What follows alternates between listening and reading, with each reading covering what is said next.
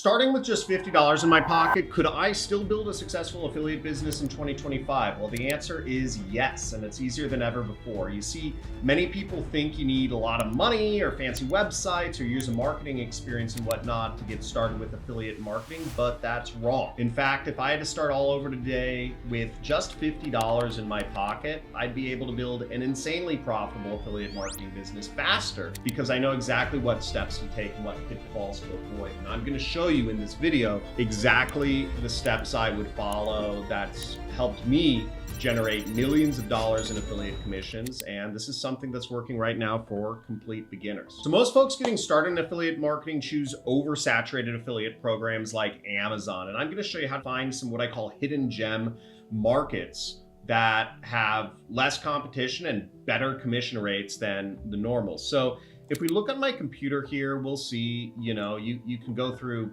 YouTube, and you can see a ton of people promoting Amazon's affiliate program here. You can see, and then, if you go into the affiliate offers section in YouTube, right, you'll see a lot of programs offering, 30% commission. Nordstrom Rack is a popular program, 12% commission. But what and these are programs that are popular, right? What I do to find high converting, affiliate marketing niches that are going to make me a lot of money is I look at a few things. One is I look at, does it have a high commission rate? An example of a program with a high commission rate is my AI Marketers Club, which if you scroll down to the bottom, you can see we offer 90% commission for new customers. The other thing I look for in order to determine if an affiliate program is competitive is I look to see if the actual amount that is paid is higher the cost that the customer has to pay. Now, what do I mean by this? Well, what I mean by this is on this particular offer, we are going to get, this is a background checking offer. The cost to the consumer is actually only $10. So a customer only has to pay $10, but we will receive $33 every time somebody makes a sale. Now, the question might be why? Why would the company be willing to lose money? Well, some companies are willing to lose money on the front end sale because they know that a customer is worth much more longer term. Now, before investing time and money into a niche, you want to evaluate, is that niche going to make you money and long term so that you can invest your time and efforts into creating content or, advertising that niche. Well, what I look at is, especially when creating content for social, is it evergreen? Okay. Is it going to be something that people want not just today, but long in the future? And some examples of evergreen niches are auto insurance, refinancing one's house, saving money on your energy bills, making money on the internet, making money with stocks, making money with real estate, health supplements to lose weight, health supplements to stop ear ringing, health supplements to help you poop better, health supplements to make you stronger, all sorts of decrease anxiety, etc. All examples of niches that are evergreen. Another thing I look at is, are there a lot of people in the market? Now, one niche that, some of my students have recently getting into is tinnitus. And here's an example of a landing page for a tinnitus offer. Now, I didn't even know what tinnitus was, or my students brought it up to me. I guess older people get ringing in their ears. And this is the product that my students are selling, Quietin Plus.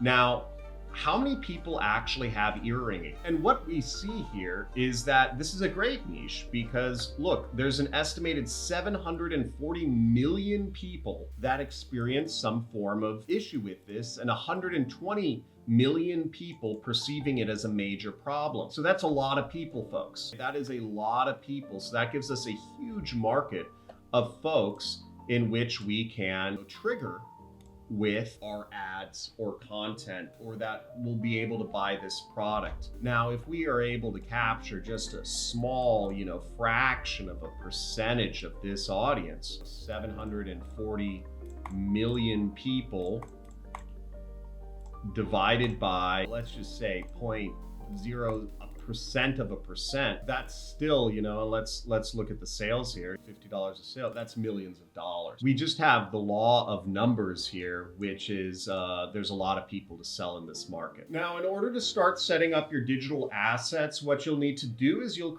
need to create some sort of brand and a name for your page and a website to host a landing page on. Now, going through this process, this is how you can set everything up fairly easily. So in our case, in my programs, I already provide people with a landing page and all that stuff for all the major niches. So you don't even have to go through that step. But if we were to go through here, we'd say, okay, we go through the mimetic AI, and this is one of the AIs I created. So in here, it's asking us for the actual product we're going to be selling. And what we do is we go through the process of actually selecting, okay, what do we want the name of our site to be at first? Or what do we want the name of our page to be? Now, this seems like a good name, Sound Nest. And we'll just select that, and we'll start having the AI generate us our content. So using the mimetic AI, what we've done is we've created a brand kit for it. We've created some names that we can use. We've created a logo, which is pretty exciting. And we've also created, we're working on creating a social media strategy.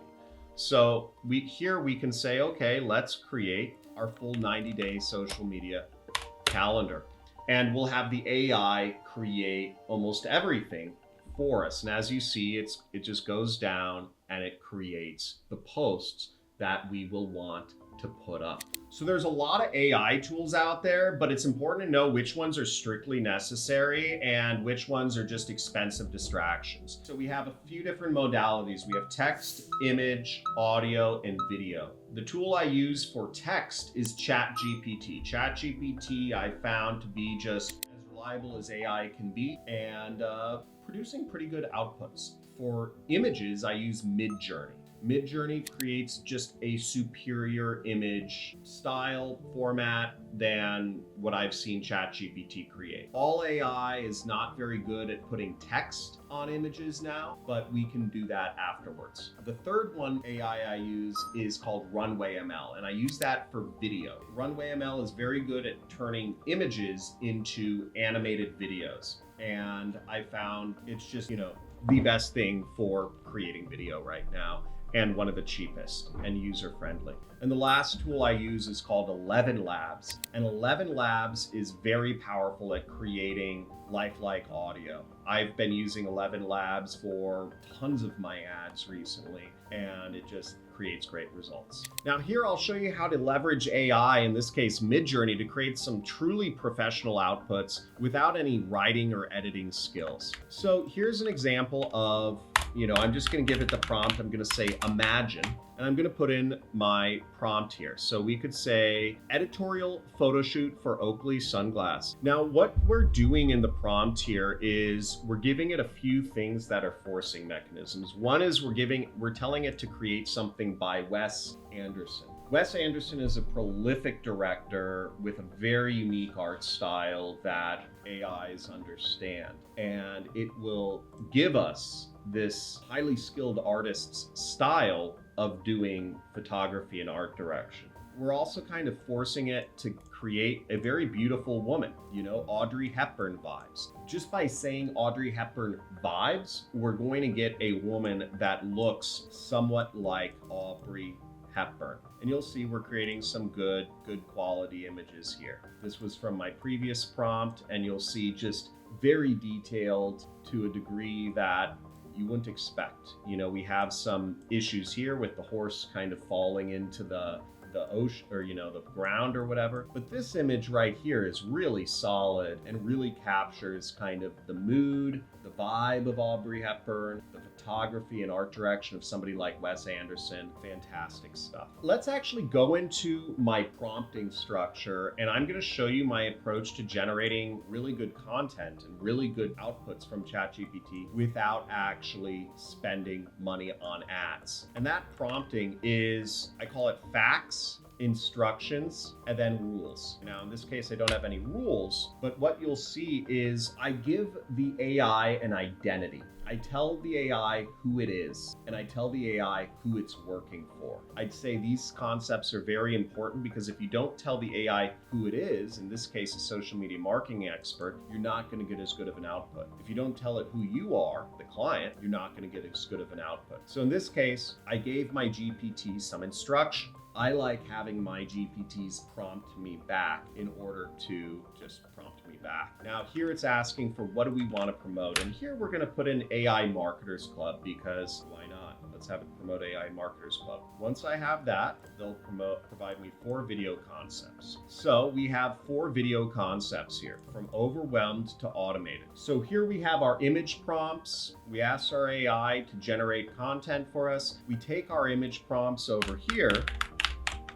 or we could ask GPT to generate the images. So here we had our AI do the work for us, and what we see in Midjourney is we see some images. Some of them are kind of funny, right? AI, this is AI hallucinating. Nobody puts a Post-it note on their face. But let's take one of these. Now, what we can do is if we wanted to use this content on various other social platforms, we could have this be output in a more, let's say, Instagram friendly format. And the way we would do that is we wouldn't simply type imagine and then include our prompt, but we would also include --AR space 4-5. Yeah, 4-5.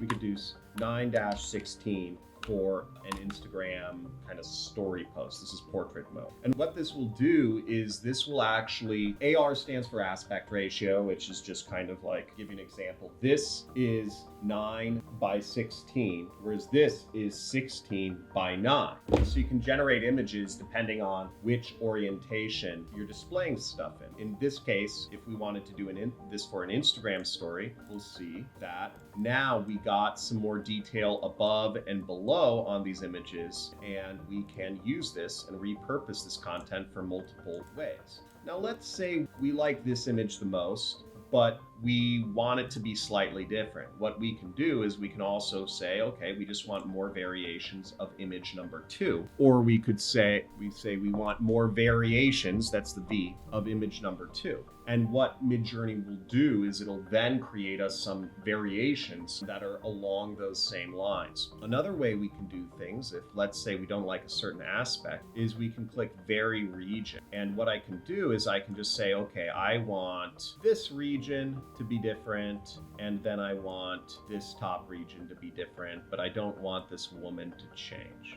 Let's say I want to edit the light as well. So I would just click on the different regions that I want to vary up. It's going to use the same instructions. And you'll see our outputs are a little bit different, right? We varied up these regions, they changed the stuff on the desk, or they changed the stuff in the background, etc. You can use this to kind of remove little artifacts or take an image that was all right, but you just wanted one thing different. The specific platforms that I've been seeing having the highest ROI for content on social media lately has been short form video, TikTok, YouTube Shorts. YouTube long form is always going to do well, but I think it's much more difficult to actually fake YouTube long form videos with AI just because there's so many variables over the length of a long video. I think we're getting there to where AI can create very effective long form YouTube videos simply by people without marketing or technical experience, but we're just not quite there yet.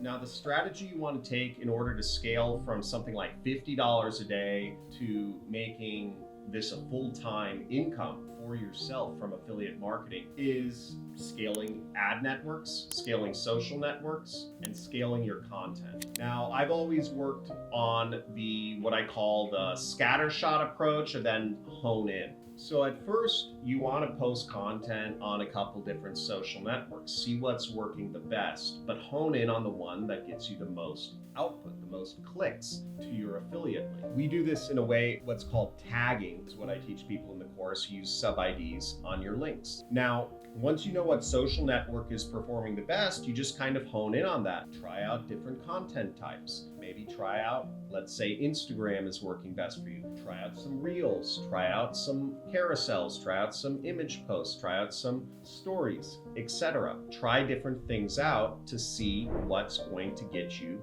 cranking the most clicks and the most sales to your affiliate link. And it's a continual process of refinement. After you're good with your content, you want to switch up what is the call to action. Try a couple different calls to action. Tag the link. Understand which call to action gets more people clicking and buying versus others. Over time, you'll start to hone things in your social network, your content type, your content, your posting frequency, your CTA, and you create what I call, turning a lump of coal into a diamond, and you can create a real affiliate business for yourself. This is the same process that I teach people advertising. It's just a couple different numbers. We're looking at how many views is our ad getting, how many clicks is our landing page getting, how many people are ordering from the affiliate link. And we look at all of these numbers, and it's a continual process of figuring out what's wrong, which step things are wrong at, and then within each step, figuring out specifically what's wrong. If you're not getting many clicks, maybe your click-through rate on your image thumbnail is bad, or maybe the headline is not good. If you're getting a lot of clicks, but not getting any affiliate link clicks, well, then probably there's an incongruency, or maybe that page doesn't load right, or maybe it doesn't seem appealing, or it's incongruent with the content, etc. At every step of the way in affiliate marketing, there's a real way to assess exactly what's working right and exactly what's working wrong, and then fixing it each step of the way. This is what I teach people, and this is how thousands and thousands and thousands of folks have created an affiliate marketing business by following my advice, because it's a process. We're not working with some sort of hack or crazy scheme here. It's just bare basics marketing. So there you have it, folks. My exact blueprint for starting an affiliate marketing business from scratch in 2025 for under $50 using AI. Now, I've taken this exact process and I've broken it down into a complete step-by-step system that anyone can follow, regardless of how experienced they are in marketing, how experienced they are in technical skills. And inside my program, you'll get access to all of these affiliate marketing secrets, from finding the perfect products to promote, to creating content that converts, to scaling your business and creating a life-changing income. We've had amazing results with this program, and if you're ready to start affiliate marketing the right way, click the link in the description. You'll get access to my system. Remember, you don't need a huge budget or special skills to get started and succeed in affiliate marketing. What you need is to follow a proven process and do the work. So click that link in the description. I'll see you on the inside. Thanks for watching. Love you all, and see you in the next video.